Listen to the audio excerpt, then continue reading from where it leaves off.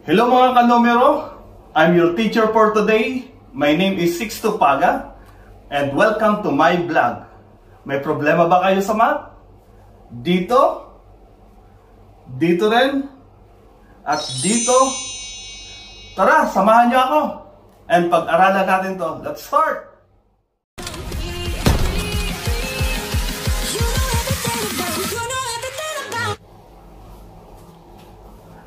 Good afternoon to everyone. How are you? Welcome to my YouTube channel. So for today's lesson, we will discuss about arithmetic sequence. But before that, let us review the previous lesson na itinuro ko sa inyo. So that is about sequences and series. So ano ba yung pagkakaiba ng sequences and series? So pag sinabi natin sequences, so we are looking for the pattern. Mayroon bang pattern?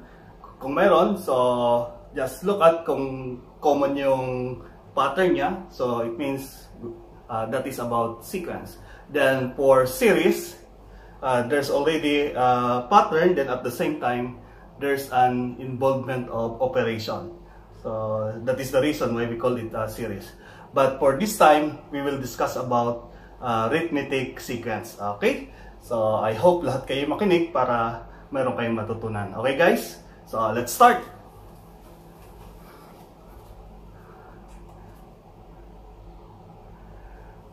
Okay, so arithmetic sequence. So, what is new about this lesson? So, ating alamin. Here's the first example. So, direction, each item below shows a pattern. What is the last term? So, alamin natin yung last term. Number 1. So as you will see, may shape na ipapakita tayo. So we have a square, we have a plus sign,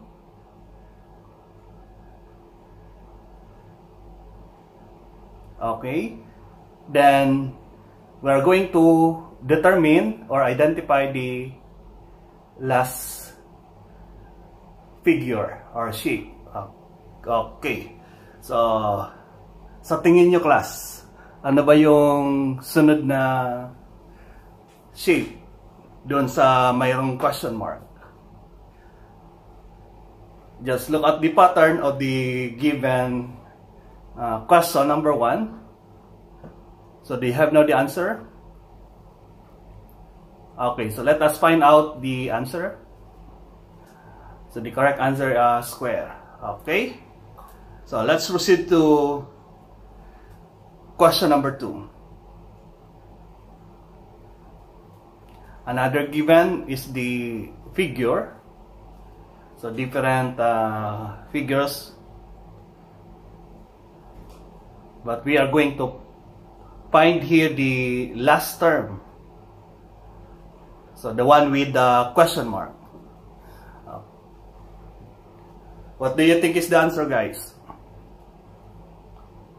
So from that, in number 2, as you will see, the first shape is a triangle. So there are 3 sides. Next is a square. How many sides? Correct, 4 sides. Then next is a pentagon. So 5 sides. Then next is a hexagon. So there are 6 sides. And of course, the next figure or polygon is heptagon. How many sides? So there are 7 sides. So that is the answer in number 2. The last term is a pentagon. Number 3. Here's the example. 5 is the first term, followed by 25, 45, 65, blank. Do you know now the answer, guys?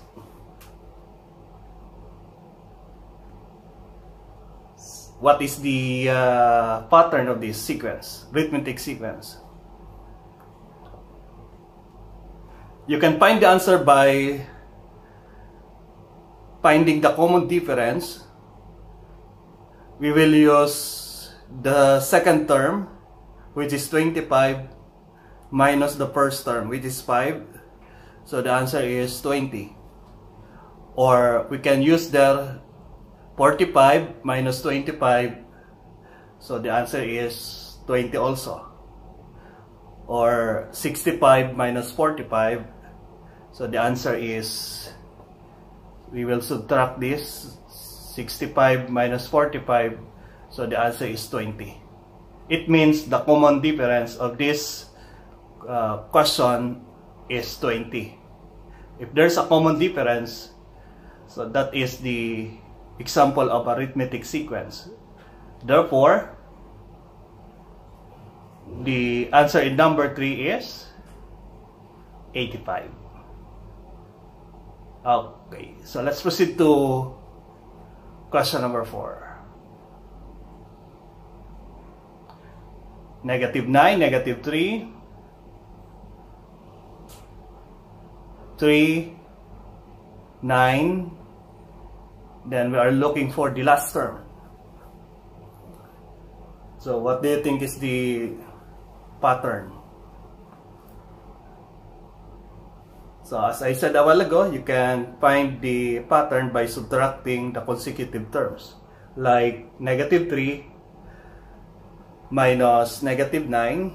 So the answer is +6. 3 minus -3, this one. 3 minus -3 is +6 also. Then 9 minus 3 is +6 also. So therefore, we can find the answer by adding by 6. So 9 plus 6, the answer now is 15. As you will observe, number 3 and number 4 is the example of arithmetic sequence. Why? Because there is a common difference. To find the common difference, we just only subtract the consecutive terms. Like if we have a sub 2 minus a sub 1, or a sub 3 minus a sub 2. So we're just using the subtraction. If there's a common difference, so that is the example of arithmetic sequence. While question 1 and question number 2 is just only a sequence. There's no common difference there. Okay? In example number 2, in terms of their size, so the common difference is 1. While number 1, just only the shape. Okay, sequence only. But we can find the last term of that. Next, what is in? Ano bang nakapaloob dito sa lesson na ito? Arithmetic sequence. So let us find out. It is said that an arithmetic sequence is a sequence where each succeeding term is obtained by adding a fixed number. So like in the previous example, number 3 and number 4, in number 3 we added 20 in order to find the last term, if you remember. And then for example number 4 a while ago, we added 6 in order to find the last term. So that's the meaning of arithmetic sequence. Okay, identify if it is arithmetic or not from the given example below. Paano nyo malalaman kung arithmetic siya? If there's a common difference. Okay, class? Pag wala, so automatically that is not arithmetic sequence. Okay?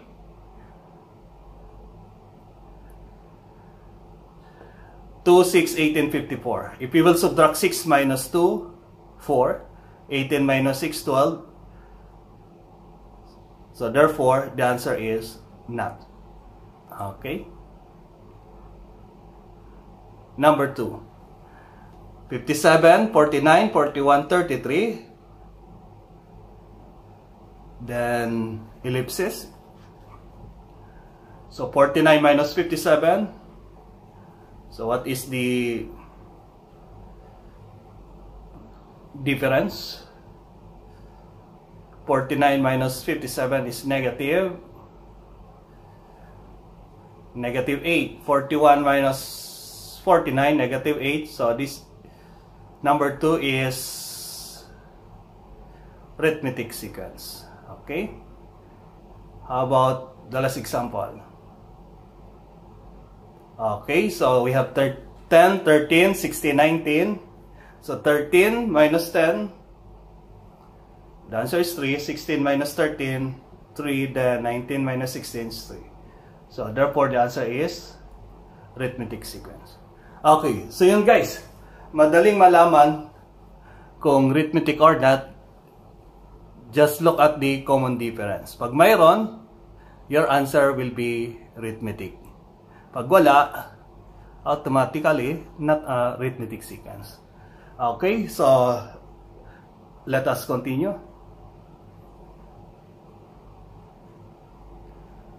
What I can do.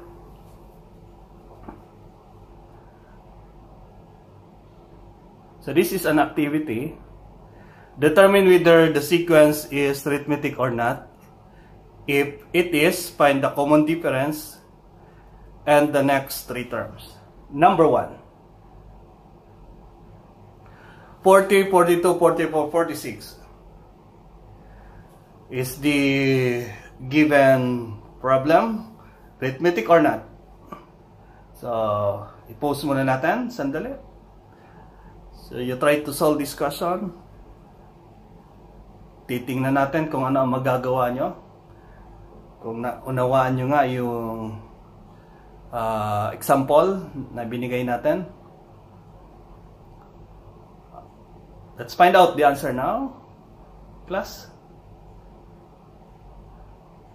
Okay, arithmetic. Why? Because the common difference is 2. And then the next 3 terms are 48, 50, 52. Next, question number 2.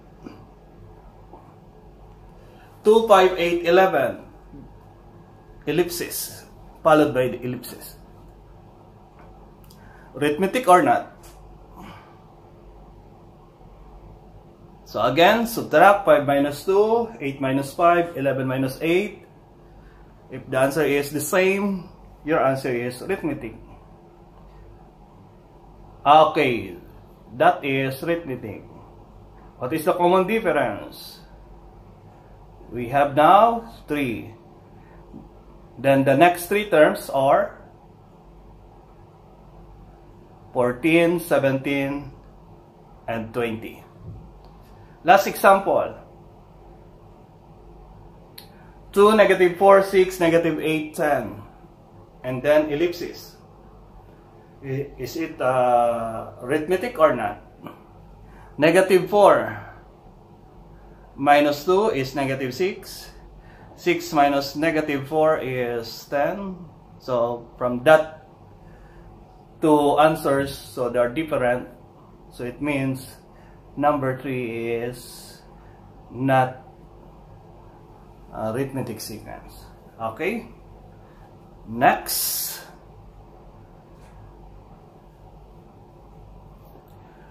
What I have learned. So, aalamin natin kung may natutunan ba kayo or wala. Let us see. Were you able to find the patterns and get the ano? How will you answer this question and how? From the given examples, were you able to find the patterns and get the ano? Of course, yes. To find the pattern is simply finding the common difference. So that will serve as your determining the pattern of the arithmetic sequence. So how? You use subtraction, of course, right? What is the difference between any 2 consecutive terms? For example, a sub 1, a sub 2, a sub 3, so those are the terms, or 1, 2, 3, 4, 5. So what is the difference between any 2 consecutive terms? So maybe some of you will answer 1, right? Okay guys, so that's all for today's meeting.